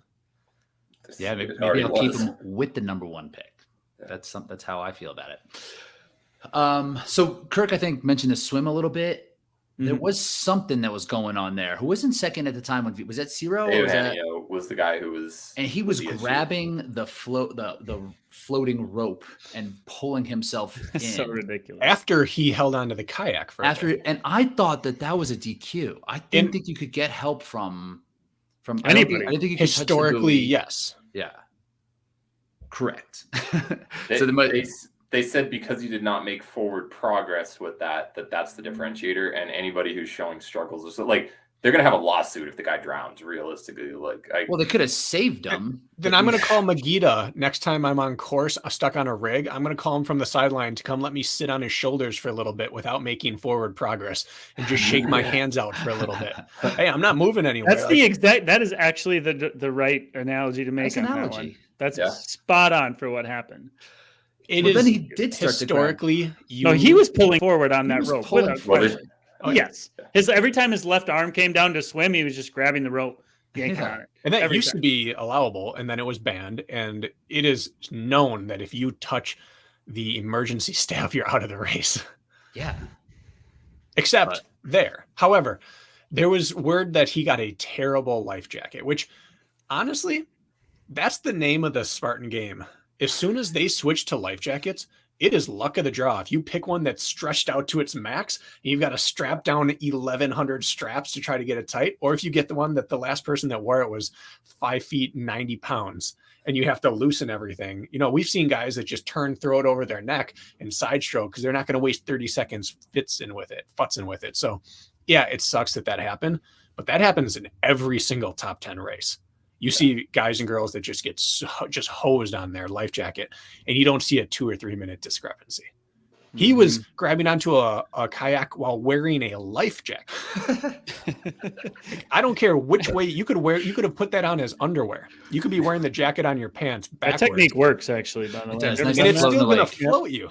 So that's fatigue and panic. Yeah. That's not life jacket. Do we have numbers on how long they were out there in the swim? Was this, VJ put a minute on them and he was a minute behind going in, but the swim didn't look that long. It didn't look long. No, I thought it was 100 meters is what it looked like at most 50 out. What on earth happened? Were there sharks in there? I don't understand. I bet he didn't get moving in the water for almost a minute. I bet he did that. Stand, try to put on, wade into the water, realize it's not working, fiddle, and then doggy paddle and drown for the next minute and a half. Now, guys in the front don't have this luxury, but if you're about, in that 10th position, which I often find myself, you either pass it off or you just grab one that's wet because that guy just was in there with it. You just look for one that's wet, and that's going to be roughly the right, and it's going to be close enough. Yeah, that's what you got to do back there. I just looked on Strava on Gaudet's. He doesn't have a segment for the swim, but a couple other things popped up. Do you know that the log carry was 5 minutes, 20 seconds long? Wow. And he had the second fastest, which means most people were probably 6+ minutes. That's a good carry. That's impressive. I did want to mention that. Yeah. This course used the terrain. Yeah. And we haven't seen that in a while. They had options to run grass or ravine. They took ravine. They had option for dirt road. They took you down the nasty carry. It was reminiscent of some Montana and some Asheville that we've seen in the past. They West used Virginia. the terrain, West Virginia. Yeah. I was watching the replay and Steve was showing the carry and I thought, all right, this is the old school, the grit Kirk was asking for. Embrace the terrain. The tough part about that, like all those things that we want to see Spartan race embrace and bring back was there. And then it was like at the sacrifice of the quarrels of Spartan of old as well. Like those little things that go wrong that are out of your control and not fair to the athlete. Like you saw a lot more of that back in the day too, didn't you, Bracken? There was always an issue coming up. Yeah.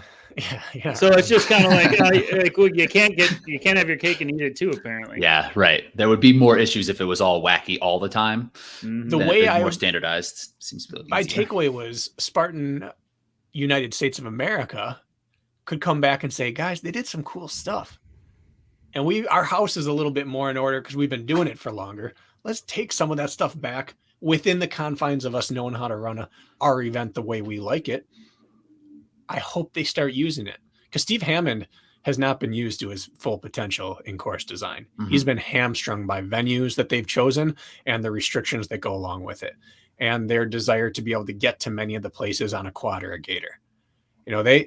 They could let Steve loose. They could let Garfield loose if they wanted.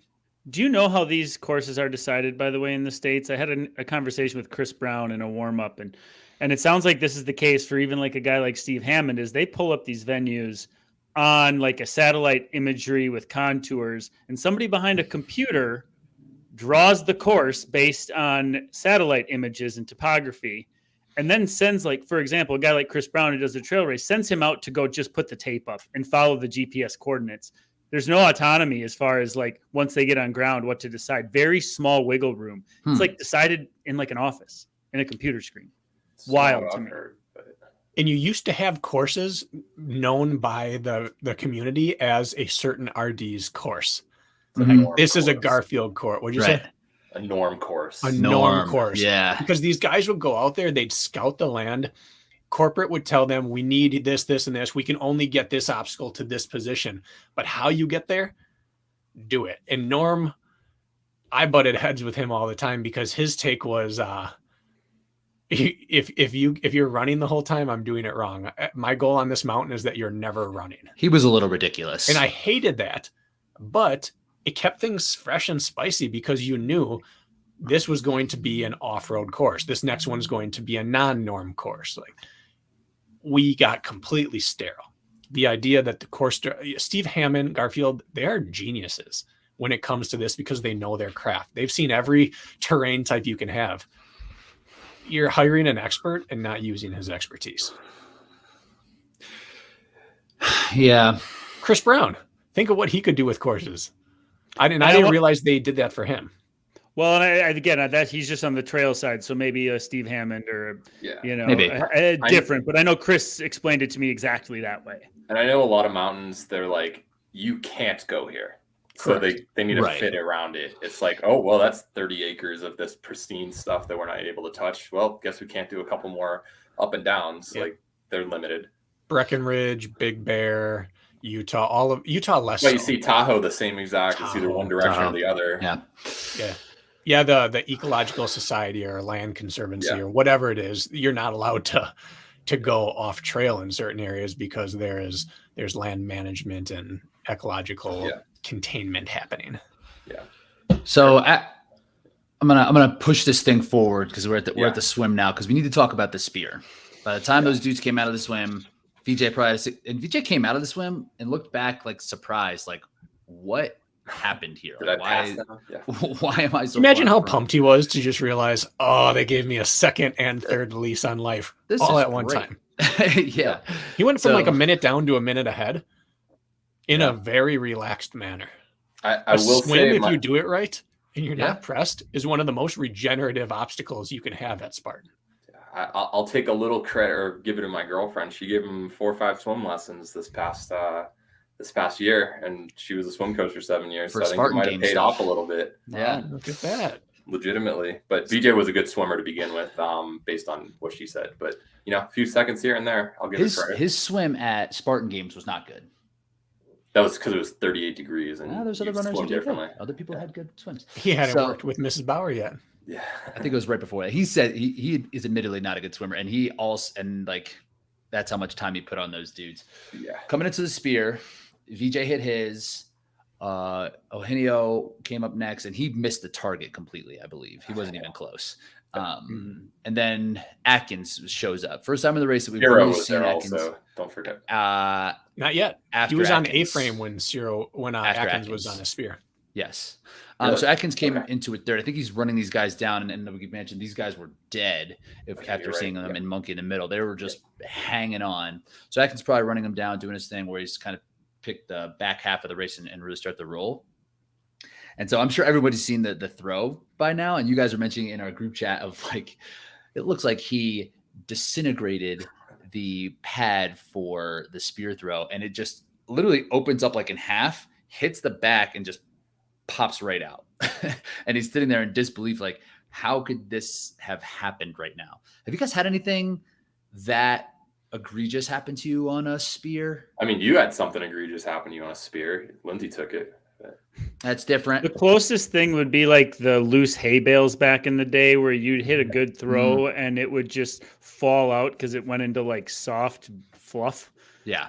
Maybe I had that happen once, but this was another level. And you saw Ciro come in afterwards and his target split too, and his spear drooped but stayed, but his target split too. I don't know if you guys paid attention to that, but it was a flaw on all the targets, I think. Back in the day, if you hit the twine dead center holding it, it could bounce out. And that was like just poor luck. But this, and we've seen people with the foam take off the top corner or the bottom corner. You hit it and it breaks straight through. But he stuck it lower third dead center, which is about like the second best throw you can have. And it just split in half. And that's, I said it before, but he should just run and finished.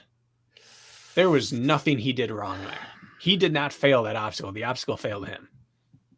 I mean, he needed a good like his fourth place is better than his slow finish now, right? Like he could have done that, and they could have gave him what they probably would have given him like a 20-minute penalty or something like that. So in the moment, it was probably the move to still finish him. Or he could have won the challenge. It's not worth the risk, though, is it? I don't know. I wouldn't count on them doing the right thing in that moment. Just get your 2-minute penalty over with, finish fourth. That's how I would have gone about Either way, maybe who cares if he does or doesn't. That obstacle failed him. So what do we do? At the worst time. Because it fuels the narrative of get rid of the spear throw. From what I've been told from athletes, it was like a 4 to 6 inch foam and then a wood backing on it. And I think if it hit the wood, it bounced out because it just went too far through the foam. I don't know if that's just. It almost seemed like it was a metal like fencing that was behind it because it was like bouncing off of. It would be like a backboard or something, like it's just bounce off. But was this an issue that happened to others in the field? Then afterwards, did we see this repeat itself? Because we didn't have that on the stories. Well, they weren't even close. But for the men or anybody who did hit it, was this repeated for others? Apparently, Nick and Mark, Torque members, that happened to them as well. Like they had it right dead center and it just bounced right out. So they were doing burpees as well. Like I heard that, like I heard it from them before I saw the Atkins situation. And then that like, it's like, oh, that's what you meant happened. But there was an easy fix for this. Yeah. Oh, go ahead, Jack. I was just going to say there was still like Mark was 209 and the pack ahead of him was 204, 205. So I feel like that didn't necessarily affect the final outcome for them, fortunately, but it was obviously an issue. It did happen, right? Yeah. It didn't maybe not have affected the results. Yeah. Bracken, your fix? Well, it doesn't need to stick. You just need to hit the target. It doesn't need to be foam. They used to have it in stadiums. You had to throw it through a tire. They've had like biathlon or whatever. You just have to hit the target. It's just you put up a large firearm target and just plunk it. Just hit it.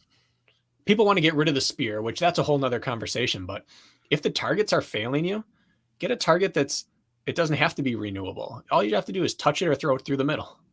Kind of like what we saw at what was that thing on the sand with the axes last year? Hilderbat. Yeah, they had an axe. Gong with the yeah. It can be the same size as the regular kids race. You throw a tiny little spear and it just hits the thing and it's like, all right, that's good. It doesn't need it has like a ball at the end of it. So let's talk about the spear, because let's just open this up for a little bit, like, because now this is a conversation that is back up, and I think people are just dying to either defend the spear or to drag it through and say like, hey, let's get rid of this thing. So let's toss around some things that can make this either better or just should it be the exact same. I feel like everyone kind of has a thought on what to do with the spear, even if it's their own personal bias one way or another. Kirk, do you have a feeling? Well, what would you do with the spear throw? Is it good the way it is, or what do we do now? Well, it's a mute conversation because nothing will change with it. However, if they can find a way to control the circumstances more, I feel it is a good obstacle, to be honest. And it's not benefited me this year at all. I think that practicing a skill-oriented obstacle in which you can't blame outside circumstances for your miss, which there's a lot of cases where you can, if we could sterile that environment more, I think it stays. I think it's a good mental exercise more than a physical. If it stays, that is, if it can be controlled better than it has been. And the answer to that, I don't know what that is, but that's my take. I see it like biathlon, where you have to get your heart rate down, hit a target. A lot of biathletes have had success in OCR. I don't know. I feel like it's a skill. Most of the people who are in this race, even on the newcomers, they've run at least 5 Spartans. Most of the top contenders have run 30, 40 in their life. It's not a surprise what's coming.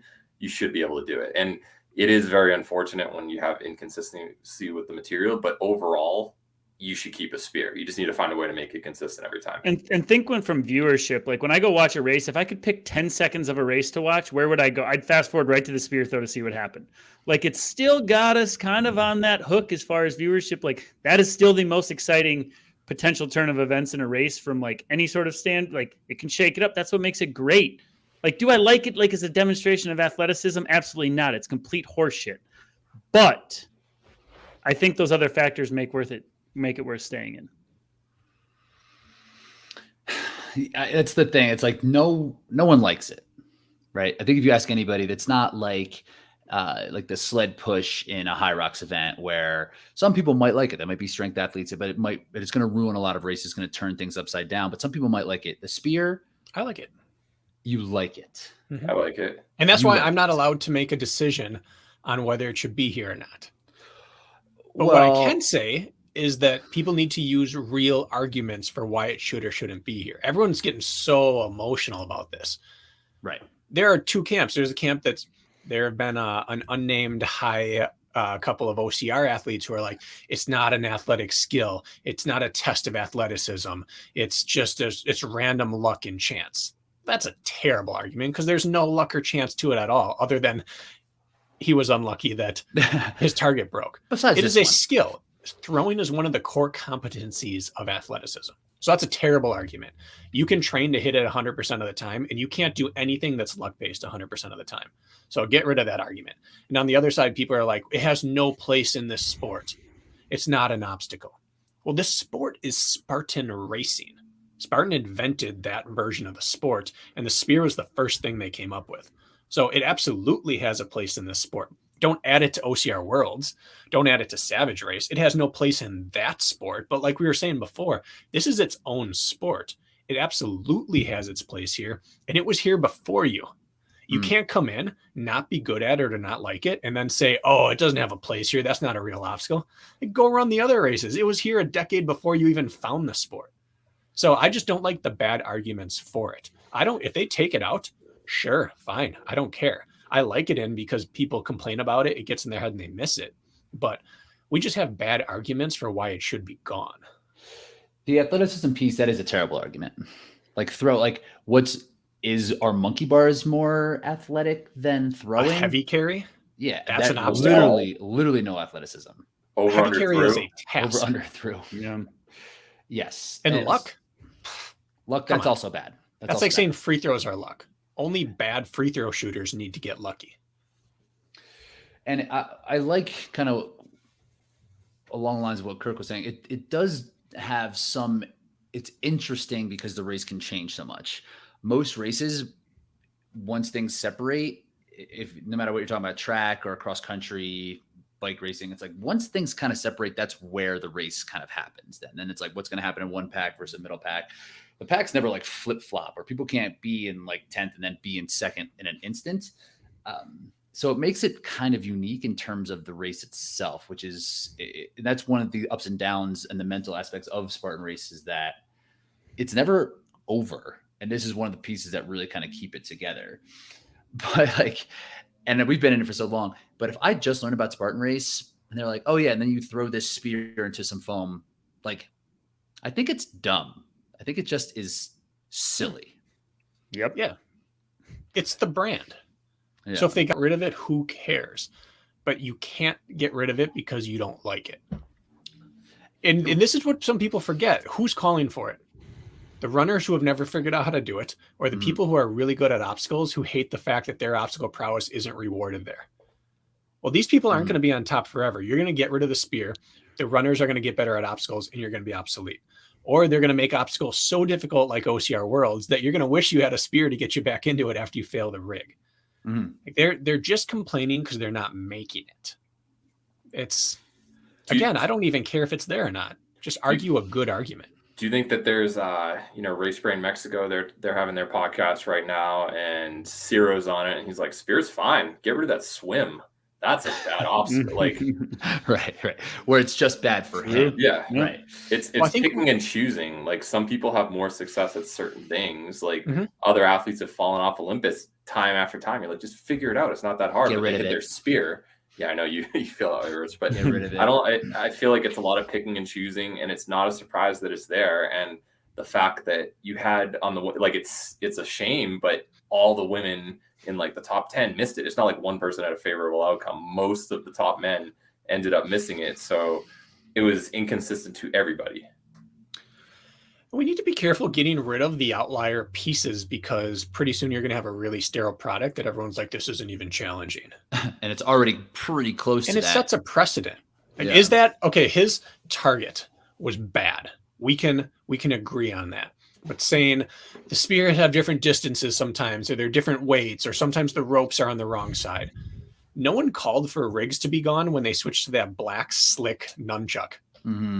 Or they forgot to take the wrapping off of one of them one time and everyone slipped off. No one's like, well, there's no place for rigs and variants in this sport. Everyone's like, Savage is awesome because they change their rig every time. So it's faulty logic that frustrates me. So what could we do? Okay, so we keep the spear. Spear's staying. Get rid of I it. think Who cares? I think it should stay. And I think that but how could it be better? Like what could it be? Is there a way, like Bracken? I really do like that suggestion of just have a tennis ball at the end and hit it, have it make a noise or something like that, and then it's if we're the 300 Spartans, if that's really why we're doing this, because it was made off the Battle of Thermopylae, it didn't matter whether your spear stuck. If it struck someone and fell out, it's gonna hurt. That's gonna hurt. We don't care. Like, sticking isn't the issue; it's hitting. Yeah. There's no sport that requires sticking with your throw. It doesn't matter if the catcher drops it; he can just tag the guy or throw it down to first. Great point, right? Yeah. So you basically have a target. You have a target half the size of a door, the same width, about half the height, and you're 25 feet away from it. I don't see the difficulty in keeping something where all you have to do is throw it and hit it. Maybe if you want to shrink it to a quarter of that size and just graze it, make contact with it, that has some accuracy element, and it doesn't matter if it sticks with it. That could be a reasonable, solution, but it's a giant thing that you're throwing from a pretty short distance away. Make it a bonus, like the basketball bonus. It's a 1-and-1, but a reverse 1-and-1. If you miss the first, you get a second throw, but the penalty is going to be more harsh now. Or the penalty is now you have to pull it. You got to pull it back. It takes longer. Yeah, it's multiple retry. That's what I like, because that's something that made the tire flip interesting in Spartan and kind of made it a game change. You were kind of at your own mercy of when to take the penalty. And like sometimes, like we saw Logan in Jacksonville, he was aware enough to be like, I'm not going to flip this. I'm just going to move on. Or other people spent 60, 90, 120 seconds trying to flip it, didn't, then went and did their burpees. Like, why not just pull it back in and throw it again and do it 5 times if you don't want to do burpees, like or 3 max, and then you have to take it. Like, why shouldn't it be multiple tries? Because you're losing time anyway. You're losing a bunch of time. With the act of aiming, pulling it back re-aiming, it adds up. That's the best happy medium if you want to just appease all camps. And I think nobody would really scoff at that. And it's giving an athlete a decision to actually be made there for the first time, and that would be enough to keep people happy. Yeah. I think what everyone, maybe not everyone, but I think what most people really just want is the punishment to fit the crime. They're tired of running a great race, missing a 1-second throw, and having 90 seconds of burpees if they're lucky, and then being trashed coming up. Like, let the punishment fit the crime. If you miss a 1-second throw, you got to pull back in and rethrow that 1-second throw. If you fall off a 30-foot rig, there should be, like, getting part of the way down is rewarded. And there are obstacle races that do these things, or they allow you to take chances. You're just going to get the backup argument pushed back on that so heavy. Even in an elite race, you might end up with backups, let alone an age group or an open. That'd be the tough one to combat. Even if you were like 2 attempts or 3 attempts, it's going to end up being a huge problem. There's a counter to that.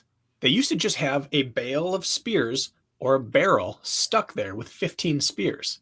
And they got rid of that because they didn't want it being dangerous, and volunteers used to have to go get them and bring them back. But now if you just have to hit a soft target, throw a spear, miss, grab another one, miss, grab another one. Like, there are counters to all of this. Does it have to be a spear that's dangerous? But then what happens? Coat it with a tennis ball. Then what happens? You need to gather all those people, show up in a group, and it's like, hold on, I don't want to get hit by a spear. Wait here for 30 seconds while I gather all these and place them in a bucket again. You need like the spear version of like a bowling alley. You throw that bowling ball down there, and it just gets whipped right back. Shoots right back at you. Bowling alley. I think what we agree on is that the punishment doesn't match the crime, and that there's a better way of testing the skill and punishing it correctly. Like, what if you can't? I think heavy carries don't get enough trashing by the community. If you come in with one deficiency and it's a heavy carry and you're set up a ski hill, you could lose 5 minutes on that. So by that thing, is the spear throw really that unfair? No, people just want it to be cleaner. Yeah. Or the swimming analogy we gave earlier with some people really struggle. Like, there are certain moments when you can gain or lose time. Most of the course is 1 or 2 seconds here and there.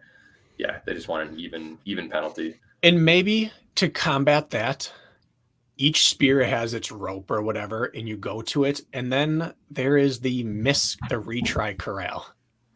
And that's where the backup can happen. And that's appropriate. It doesn't ruin anyone else's race except for people who are already punished. You got to go over there and throw until you hit it, because what is the test?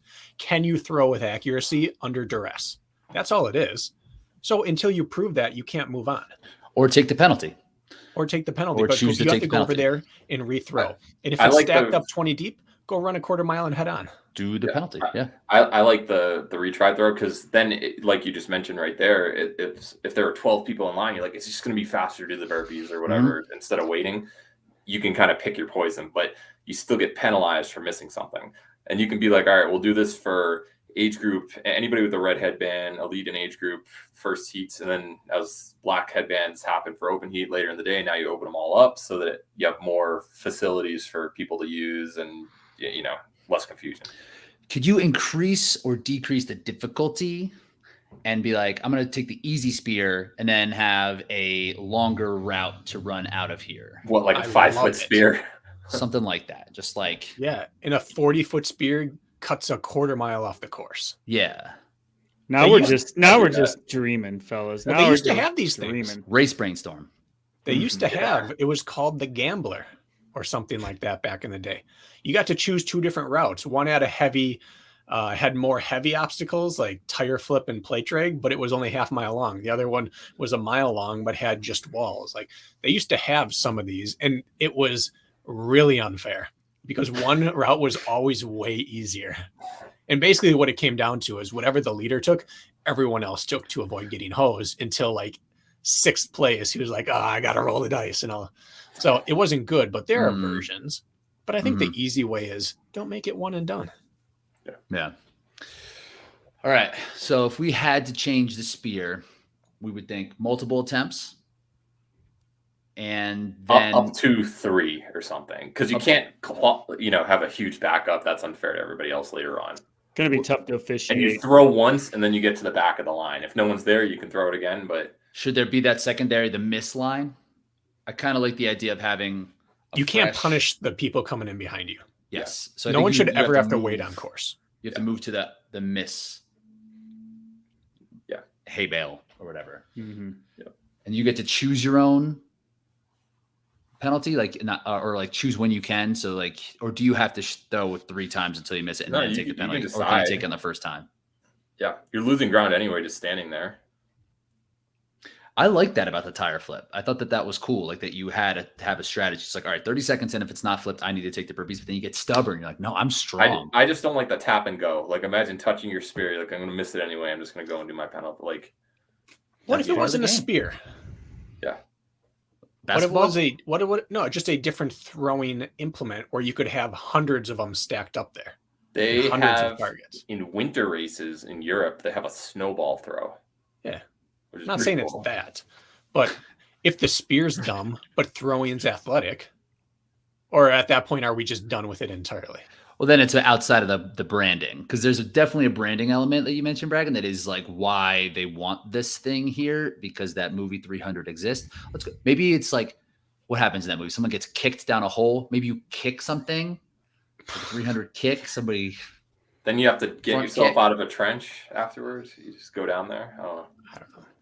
Something tells me getting kicked in the middle of a race probably isn't good strategy. But We'll bring the actual Spartans with the big Q-tips back, and you have to kick one of them.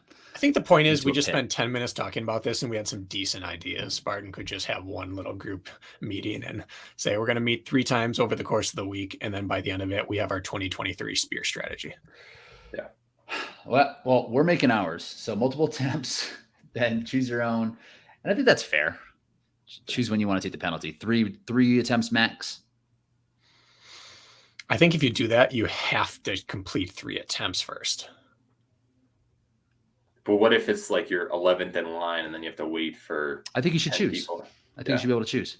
What situation are we in where in an elite wave, there's 11 people stacked up behind one target in the retry? Like if you have 3 or 4 targets in the retry area, you'll never see more than 5 people at a spear in one race. Ever. If you have it at mile 12 versus mile 2, that's the difference. Mile 2, you might still have.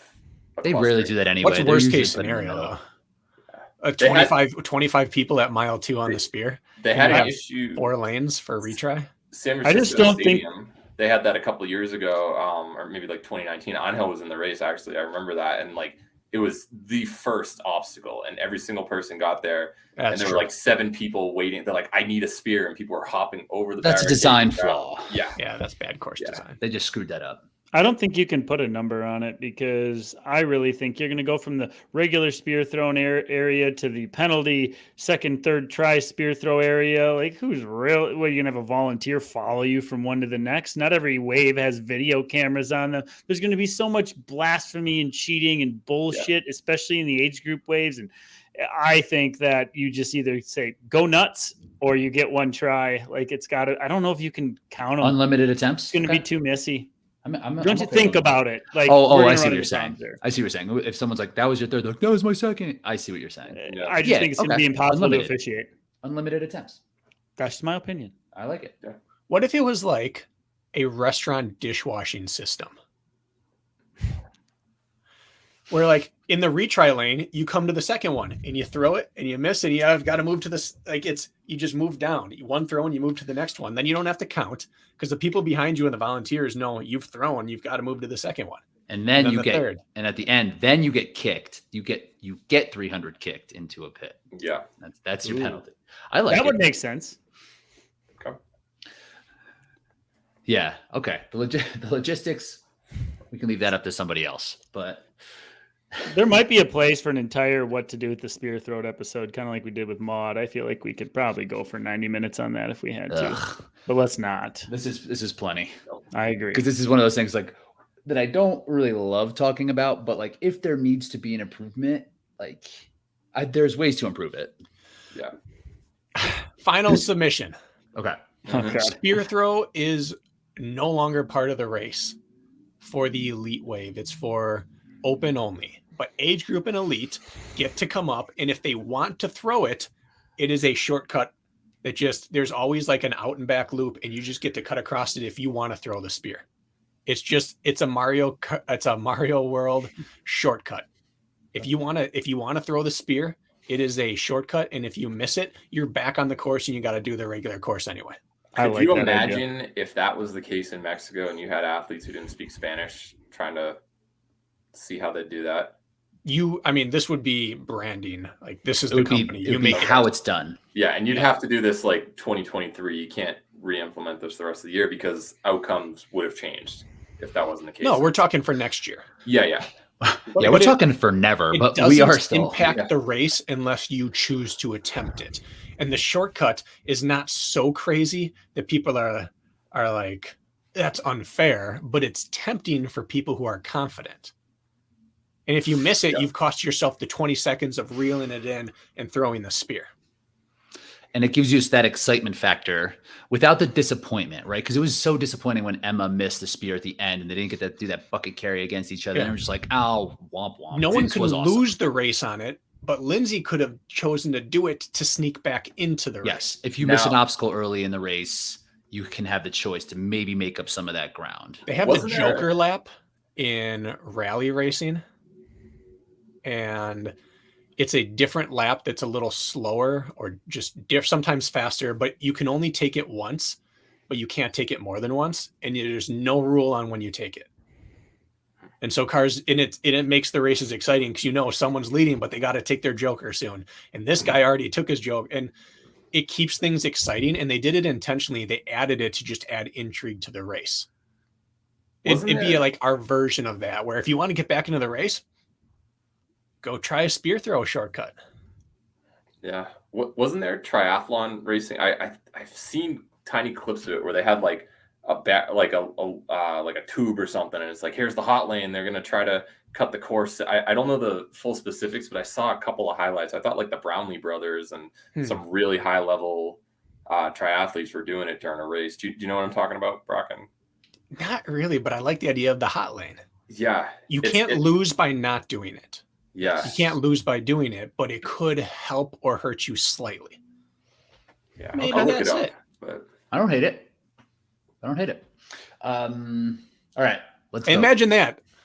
Emma comes in, bypasses it, and she's running an out and back 400, watching to see if Lindsay throws. And Lindsay hits it, and she just to cut 200 of the meters off or something like that. So you'd have them come up to the spear, 180, go back so that the competition can see if you threw it or not. I think that's how they should do penalty loops anyway. Or I a think loop. I think that's how Some penalty loops should be, so you could see if somebody missed. Get a Because visual sometimes you're the just whole like time. in the woods. It should always just be a backtrack and then go forward. Yep. Okay. I almost forgot we were talking about Mexico. Maybe we should get back to that. Let's vote on this first. Let's come to a decision on how we like. Kirk, what do you think? What are your thoughts on what we talked about? What do you like best if they were going to change it? Oh, we're still talking about it. I would say the unlimited attempts, maybe like 4 separate spear throws where you can go then take your subsequent attempts after your first, and or the bypass star lane or whatever you want to call it. So both. I think one or the other. Okay. We've at least eliminated. I think if you're going to do the consider. bypass star lane, you get one attempt. I mean, obviously. Yeah. You could Yeah. also put it as the last obstacle, Every race. or like the third last, where it just cuts out the rig. So every Maybe race it's an at the finish obstacle. line, 30-second lead's not safe. Ooh. Yeah. See, now this is interesting. I'm voting for that one. I'm voting for Star Lane. I like that one best. Mhm. Yeah, it's a good idea. I like the basically one real attempt. Everybody has to make it, and then you move on to the retry lane. And if not, you decide when to go. When you want to take the penalty, if you want to risk pulling it back in and stuff like that. And as long as it's about a minute and a half to 2 minute penalty loop, that's kind of fair. But I noticed none of us said burpees, and I think that's No. that's the direction that we need to go. No. One a miss for burpees. Stupid. Perfect world, I would just choose the you throw until you make it. Yeah. But you would have to have it. The only way that can work is if it's like biathlon where everyone has their own lane. Yeah. And you can just stay there for 5 minutes if you want and no one's impacted by it. But we're always going to have a backup. Yeah. And so No. you can't do that. All right. So we figured that out. Yeah. What else do we have to say about Mexico? I have a question. Okay. Kirk, how would you have done? Stole my question. Damn it, Brian. Although I stole yours earlier, so I guess we're equal. If the X factor of altitude wasn't in it, But it No, was. No. With it. Yeah. I think I would have been back. I would have been about 10th early, and I think I would have picked my way up. And I think there's a chance I would have cracked the top 5. To be honest with you, if I ran well, and I don't mess up on swimming, and I don't mess like that stuff's not a problem. Things were dry. Would you have been fine on the 10-foot wall? I think so. Yeah. I would have picked Kirk probably in round 4 if he was racing. Yeah. 6 to I think 10 that's fair. spot. 6 to 10 spot. I think so. Yeah. Fair. I think my ceiling would have been. I think I could have cracked the top 5. Though I think I would have come back. I would have been slow early. I would have been careful with the Should've bought that elevation. $1,600 flight. Yeah. What a steal. Yeah. To go And make Rich? $400. Yeah. You made a podium this weekend. I sure did. You got Heyo. off-road and tore it up. Hardly. I wouldn't say he tore up certain parts of the course, but he tore up part of it. Jack, give me the Hardly. recap. I want your perspective of Rich, because Rich Well, claims Jack he raced can- as well. Don't forget. Yeah, about that. Right, that's what I'm saying. He saw it. Yeah. I want to hear this race. No, want the recap. I had trash race, like we discussed. I think it might have been off air, but after COVID, zones 3 and 4 are gone. I was running 7:15 pace, like 3 minutes into the race on very runnable flat terrain, and my heart rate was in the low 170s. Like, no way I was doing well. And then It was hot. It was hot day. Yeah, it was also hot. And then Rich fell off. What was it, Olympus? Sure did. In the super, yeah. And then he does a little penalty loop, comes blowing by me on a pretty steep climb. Those hikes were pretty good. Yeah. And then kind of uses his natural foot speed to get ahead. And then he probably gained 30 seconds on me in the next mile or so on a flat section. And then we go down a descent, and suddenly I could tag Rich on his shoulder. I'm like, what the hell? He was tiptoeing so hard on these downhills, and I was like just barely even able to move. And I'm like, this is like the worst descent I've ever had. And I'm going 3 times faster than Rich on this terrain. So There as was soon as- cactus everywhere. Yeah. Loose gravel. yeah, I didn't like it. whenever it was flat and runnable, Rich gained ground on everybody, and whenever it was not, he did not do well. So yeah, And I got back into it because of the spear. Yep. Nobody could hit the spear. Josh missed I hit it. his. Yep. He missed and still won. Huh? Was it penalty loop on the spear too? No, it was burpees. Okay, and he Yeah, still won by like 2 minutes. 2 minutes. Yeah, he had a gap on me even before. He's reckless on downhills. So you each missed one obstacle. Yeah. And then he can run downhill in technical. Yeah. And he was just more fit than I was at that in this race. Yeah. When the gun went off, what did you do? It's like screamed downhill, so I just let everybody go, and then as it flattened out, I ran up and caught up to Josh. Yeah, you two are running together. Like, so you ran side by side for a little bit. 20-second gap at mile 1, basically, the two of them on everybody.